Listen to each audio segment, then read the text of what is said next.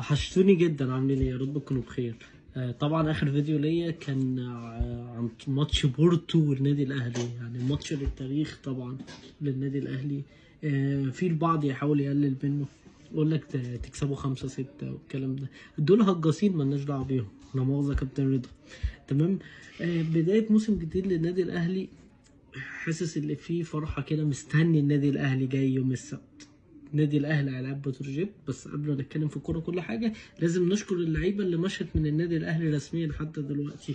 لازم نشكر يحيى عطية الله، رامي ربيعه، كريم نيدفيد، خالد عبد الفتاح، اكرم توفيق، رضا سليم، معتز محمد، يوسف سيد عبد الحفيظ اعاره ان شاء الله يجي، وبرده معتز محمد، كريم الدبيس اعاره ان شاء الله وموفقه ويكون يجي.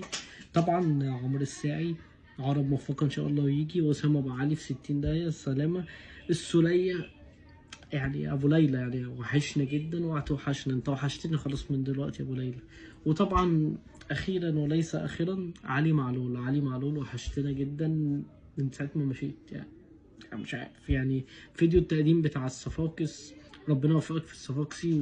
وعايزين نقول للجمهور الصفاقسي، انتوا جمهوركم زاد 60 مليون اهلاوي عشان خاطر علي معلول. طبعا انتوا نادي محترم، اللي انتوا جبتوا علي معلول ونيس بجبان والكلام ده كله، فنادي طبعا محترم جدا. اهل صفاقس طبعا فوق راسنا.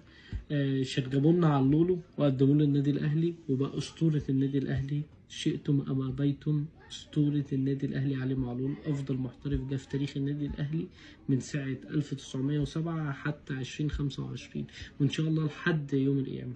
طبعا علي معلول حزن كبير على رحيله. وحشتنا على اللولو من قبل ما الموسم ما يبدأ. وحشتنا اسيستاتك، وحشتنا حاجات كتير من ريحة علي معلول من قبل ما نبدأ الموسم. كل سنة وانتم طيبين، وان شاء الله في الفيديو اللي جاي نقعدوا نتكلموا بقى على الكورة ونرغوا في النادي الاهلي ونفضفضوا مع بعضينا. سلام.